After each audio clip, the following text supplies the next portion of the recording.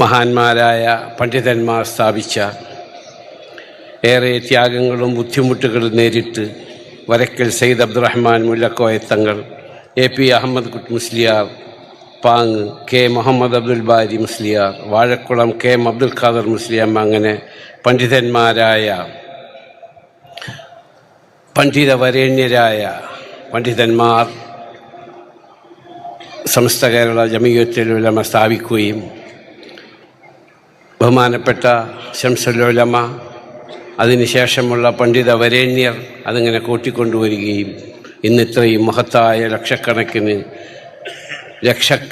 ജനങ്ങൾ പങ്കെടുത്ത മഹത്തായ സംരംഭമായി വളർത്തിക്കൊണ്ടുവരികയും ചെയ്ത മൺമറഞ്ഞു പോയ എല്ലാവർക്കും അള്ളാഹു ഖൈറും ആഖിറം വെളിച്ചമായി കൊടുക്കുകയും അവർക്ക് അള്ളാഹു പരലോകം പ്രദാനം ചെയ്യുകയും ചെയ്യട്ടെ. ആമീൻ. ജീവിച്ചിരിക്കുന്നവർക്ക് അള്ളാഹു ഖൈറും ബർക്കത്തും റഹ്മത്തും ഇസ്സത്തും സമാധാനവും സമസ്തയ്ക്ക് സമ്പത്തും അള്ളാഹു പ്രദാനം ചെയ്യട്ടെ. ആമീൻ എന്ന് പ്രാർത്ഥിക്കുന്നു. മരണപ്പെട്ടു പോയ എൻ്റെ മാതാപിതാക്കളടക്കം നമ്മളിൽ നിന്ന് മരണപ്പെട്ടു പോയ എല്ലാവരുടെയും ആഖിറം അള്ളാഹു വെളിച്ചമായി കൊടുക്കുകയും അവരുടെ ഖബറുകളെ വിശാലമാക്കി കൊടുക്കുകയും അവരുടെ ഖബറുകളെ സ്വർഗ്ഗപ്പുങ്കവനമാക്കുകയും ചെയ്യട്ടെ.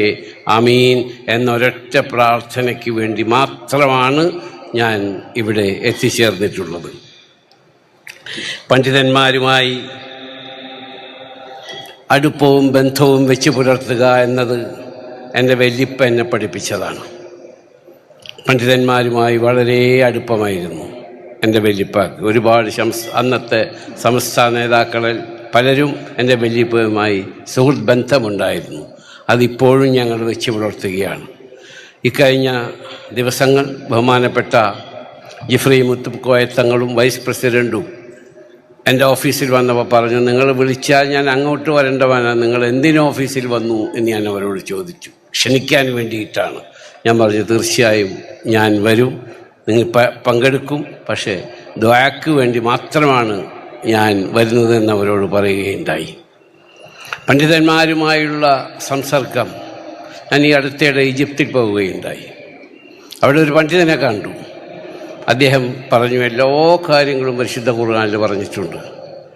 അങ്ങനെ ഒരു ബേക്കറിയിൽ അദ്ദേഹത്തെ കൊണ്ടുപോയി.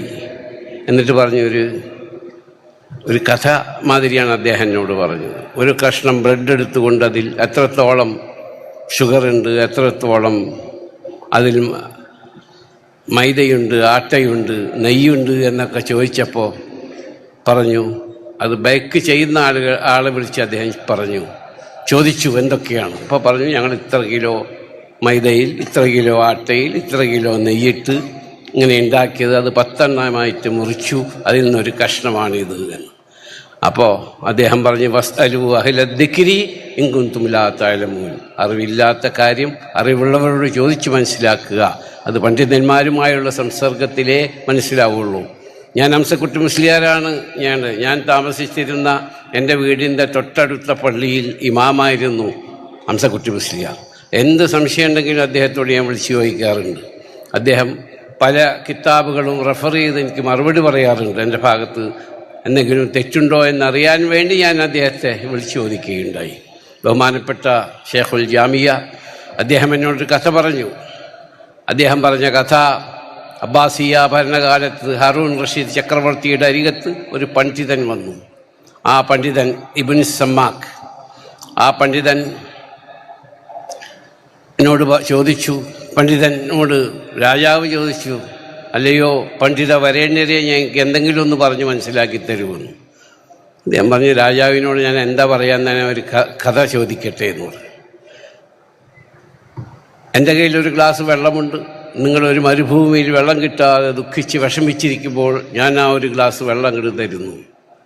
ആ ഒരു ഗ്ലാസ് വെള്ളം ഞാൻ നിങ്ങൾക്ക് തരികയാണെങ്കിൽ നിങ്ങൾ എനിക്ക് എന്ത് തരും എന്ന് പറഞ്ഞു. എൻ്റെ സ്വത്തിൻ്റെ പകുതി തരും എന്ന്. അത് കഴിഞ്ഞിട്ട് പറഞ്ഞു, നിങ്ങൾ വെള്ളം കുടിച്ചു, നിങ്ങൾക്ക് മൂത്രമൊഴിക്കാൻ സാധിക്കുന്നില്ല, നാച്ചുറൽ പ്രോസസ്സാണ്. അതിൻ്റെ മരുന്ന് എൻ്റെ കയ്യിലുണ്ട്, നിങ്ങൾക്ക് എന്ത് തരും, നിങ്ങളെനിക്ക് എന്ത് തരും എന്ന് വെച്ചപ്പോൾ എൻ്റെ പകുതി സ്വത്തും കൂടി തരും. അപ്പോൾ നമ്മുടെ സ്വത്ത് ഒരു വെള്ളത്തിൻ്റെ വില മാത്രമേ ഉള്ളൂ എന്ന് പറഞ്ഞ് പഠിപ്പിച്ച പണ്ഡിതന്മാരാണ്. അതിന് പണ്ഡിതന്മാരുമായിട്ടുള്ള സംസർഗം എൻ്റെ പിതാവ് ഒരുപാട് പണ്ഡിതന്മാരുമായിട്ട് വളരെ അടുപ്പമുണ്ടായിരുന്നു.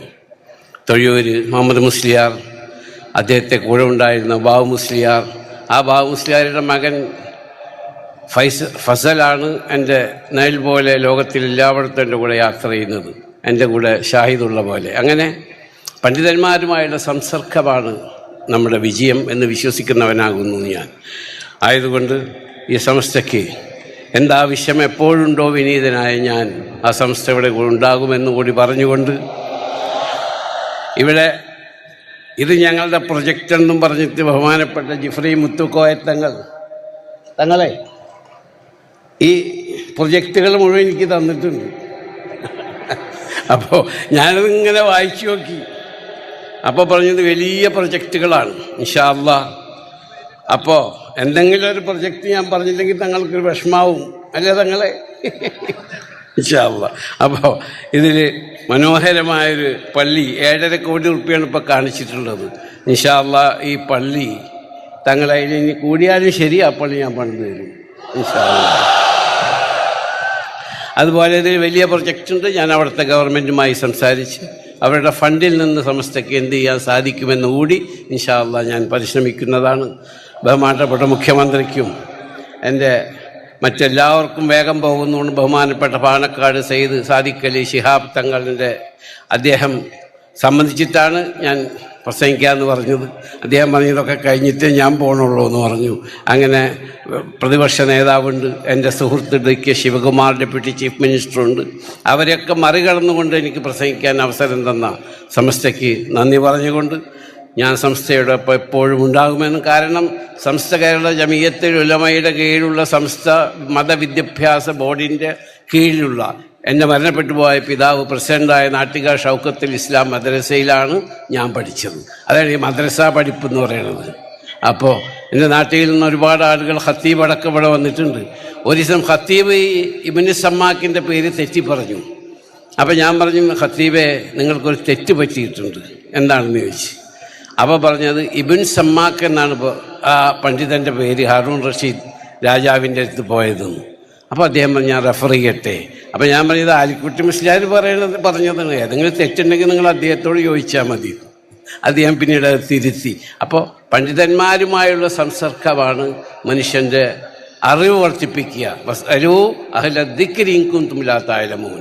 നിങ്ങൾ അറിവില്ലാത്ത കാര്യം അറിവുള്ളവരോട് ചോദിച്ച് മനസ്സിലാക്കുക. എനിക്ക് സെറ്റനറി അവാർഡ് എന്ന സമസ്തയ്ക്കോടുള്ള എൻ്റെ അനർഹമായ കൃതജ്ഞതയും ചാരിതാർത്ഥ്യവും രേഖപ്പെടുത്തട്ടെ.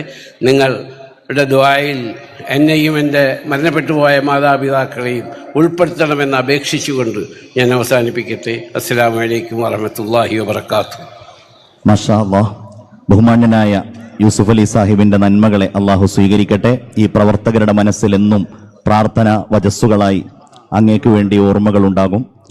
സമസ്തയുടെ ഉയർന്നു പറക്കുന്ന പതാകയ്ക്ക് താഴെ ഈ ഉമ്മത്ത് ഒറ്റക്കെട്ടായി ഒരുമിക്കുന്ന മധുര മനോഹര